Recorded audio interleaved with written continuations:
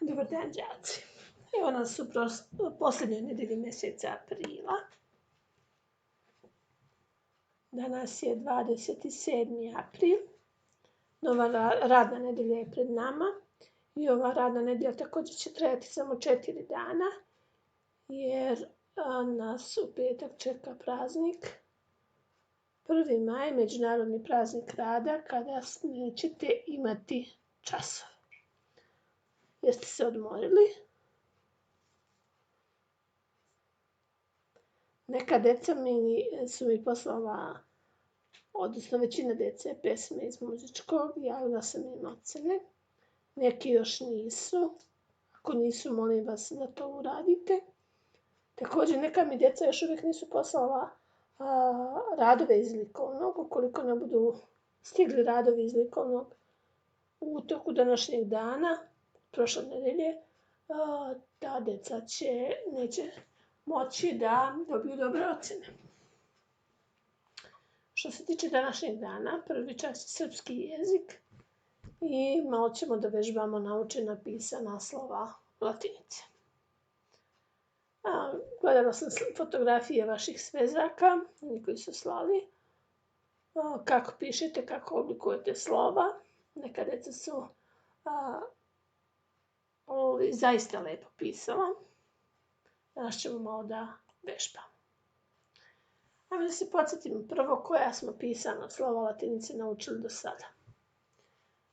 Prvo smo učili slova koja se potpuno isto pišu u latinici i ćirilici, to je slovo A, slovo E, J i O.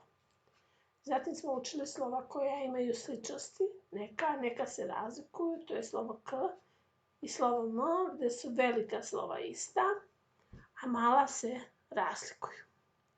Zatim smo učili slova T i I, koja se razlikuju, S i Š i Z i Ž. To su znači naša naučena pisana slova latinice. Da vidimo koliko ih je ukupno. 1, 2, 3, 4, 5, 6, 7, 8, 9, 10, 11, 12 slova.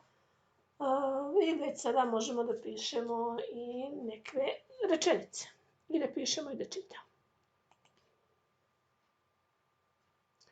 Evo ovdje imamo jednu rečenicu. Treba da je pročitate i da je prepišete pisanim slovima latinice u odličnom obliku. Vodite računa kako povezujete slova. Kao kod ćirilice i kod latinice je jako bitno kako pravilno povezujete slova i koje slovo ima, kako vezuje za prethodno slovo. Ovdje piše Sima je moj komšija. Vidite ovdje mo se veže za o. Znači vodite računa o vezivanju. Zadatak stoji, prepiši rečenicu pisane slovima u odličnom obliku. Sljedeća rečenica. Namjerno ne čitam rečenice da biste vi vežbali čitanje pisanih slova. Treba i ovu rečenicu napisati pisanim slovima latinice, u što sam ovdje izgrešila dok sam pisala. Sad ćemo mi to da ispravimo. Prepiši je pisati, dobro, ovo smo dobro.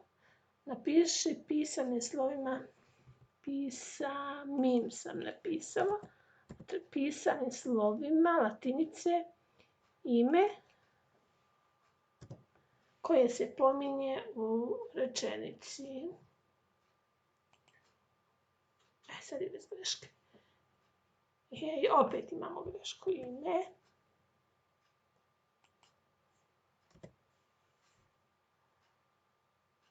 Koje se pominje u rečenici. Čitajte i napišite. Sljedeću rečenicu prepiši u potvrdnom obliku pisanim latiničnim slovima. Kao što vidite, ovdje je rečenica data u kakvom obliku? Odličnom. A kada pišemo rečenice u odličnom obliku, o čemu vodimo računa? O pisanju rečice ne, koja se od glagola piše odvojeno, osim u kojim je beše slučajeva. Sjećate li se?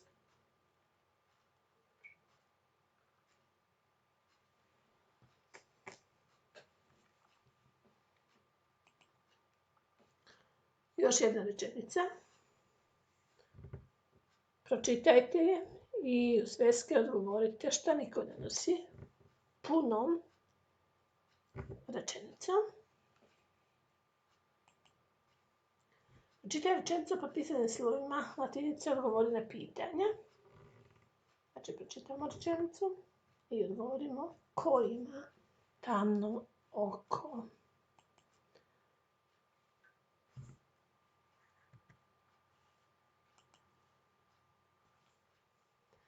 Od datih reči sastavi rečenice, napiši ih pisanim slovima latinice. Imamo date reči. Maja žuta tašna je. To je jedna grupa reči. Mama meka koža je. Tanja ima je majka moja.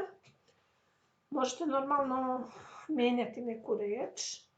Ne znam ni ako je svejedno da li pišemo Maja ili Majno ili Majin ili ne znam Majna. Znači to možete da mijenjate. Trudite se da pišete lepo, pravilno. Znate sami, najbolje se vežba rukopis kad se piše naliv perom, jer onda se trudite da lepo pišete, da ne biste brljali. Srpski, pogotovo sada kad učimo latinicu, a inače znate sami da je praksa da srpski pišete naliv perom. Vidim da mi neki slikaju i pisano olovkom i pisano hemijskom. Molim, naliv perom najlepše se piše. A i lepo se vidi šta je napisano. Drugi čas je matematika. I iz matematike vežbamo, utvrđujemo gradivo. Na prošlom času smo naučili da izračunavamo nepoznati deljenik. Sjećate se, napisali smo i definiciju, ali smo radili uz pomoć ove pesmice. U školi je učila i mama, taj poznati stari trik da deljenik računamo kada pomnožimo delilac i količnik. Znači, nepoznati deljenik se izračunava kada se pomnože delilac i količnik ili količnik i delilac, sve jedno. Vi ćete danas malo da vežbate. Opet smo požurili. Vi ćete danas malo da vežbate. I treba da uradite u vaše sveske ovih 5 zadataka. Znači, to je svega 5 zadataka. Da ih uradite. Da se potrudite da ih tačno uradite. Pročitat ćete sami zadatke. Uglavnom je svugde nepoznati deljenik. Ovo su najprostiji zadaci gde je data jednačina. Drugi, treći, četvrti i peti zadatak su tekstualni zadaci. Ako tekstualnih zadataka moramo voditi računa da prvo pravilno postavimo jednačinu. Pažljivo čitate i onim redom kako vam govori zadatak postavljate jednačinu. Sve to kod nas. Govorimo i dalje o životinjama. Raznovrsnost životinja. Znamo da su životinje biće koje ne stvaraju samo sebi hranu kao biljke, već ih same sebi nalaze u svom staništu. Skoro sve mogu same da menjaju mjesto i da se kreću. Dalje, životinje imaju telesni omotač, najčešće kožu. To su neke osobine životinje. Sve životinje delimo na domaće i divlje. Domaće životinje su sve one koje čovjek gaji u svom domaćinstvu i brine se za njihovu hranu. To su, sad postoje različite vrste domaćih životinja. Zašto čovjek neke životinje zove domaće? Zato što žive pored čovjeka, zato što se čovjek brine o njima, zato što služe čovjeku i čovjek ih koristi u ishrani ili u neke druge svrhe koristi određene delove životinja. Jedno najčešće gajenih domaćih životinja jeste krava. Znamo da je velika, krupna životinja.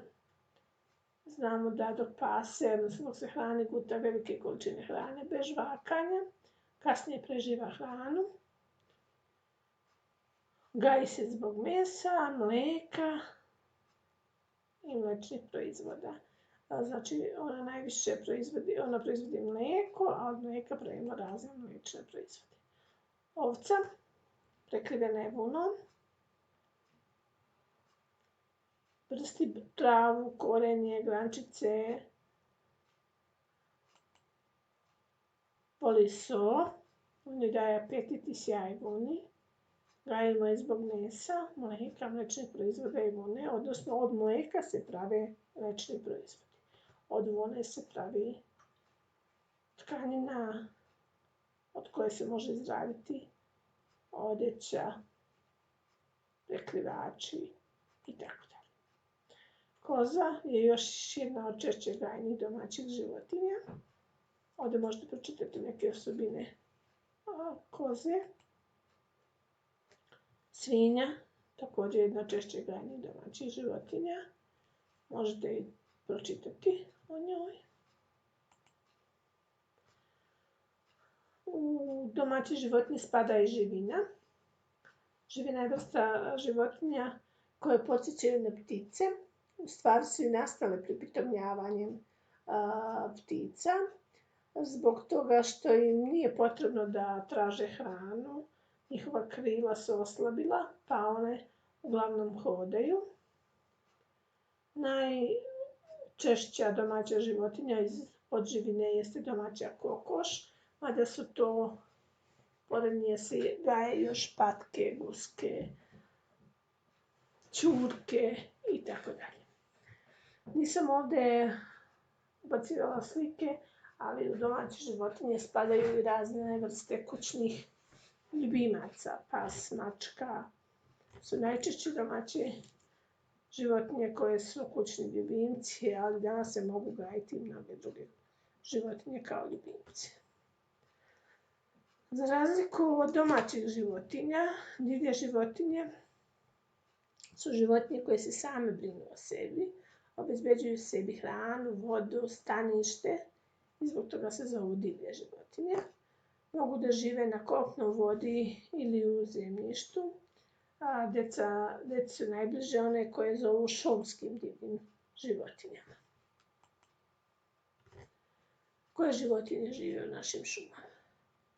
Životinje koje žive u šumi su lisica, zec, jelen, jež, veverica, medved, detlić, divlja svinja, vuk, zmija, kornjača, jazavac, srna i tako dalje. Šuma je prirodno stanište mnogobrojnih životinja. Ona je njihov dom, skrovište, mjesto gdje se hrane ili gdje rađaju svoje mladunce. U zavisnosti od toga kako se hrane, životinje možemo deliti u 3 grupe. Ovo su još neke šumske životinje, vukovi, medved, lisica.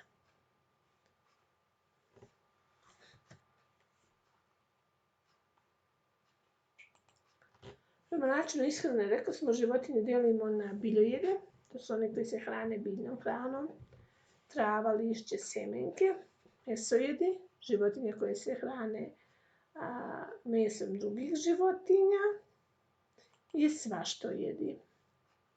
Pogledajte ovdje na ovoj slici. Jedan krug predstavljaju biljojedi, oni koji jedu biljke. Drugi krug predstavljaju oni koji jedu meso. A u sredini se nalaze, u oba kruga spadaju svaštojedi. Jer svaštojedi jedu i biljke i jedu meso. U svaštojede spadaju medved, svaštojedi čovjek, neke vrste ptica, veverica, divlja svinja i sve svinje i tako dalje.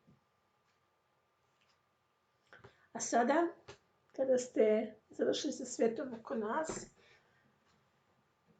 uzmite svoje sveske iz matematike da proverite da li ste dobro uradili zadatke, jer ovdje imamo rješenje zadataka koje ste radili.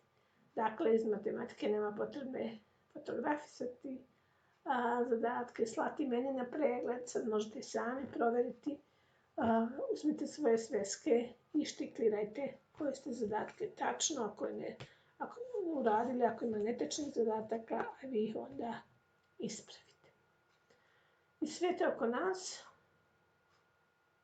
se sve ove lekcije o životinjama nalaze u vašim udžbenicima Iz srpskog vežbamo pisanje latiničnih slova. Sutra ćemo dalje vežbati, možda čak uradimo neki manji diktat. Matematiku. Treba da naučimo još jednu stvar, još jednu vrstu jednačina. To ćemo sutra, onda ćemo malo da vežbamo i uskoro će opet jedna provera znanja iz matematike. Budite dobri, budite vredni i čujemo se sutra.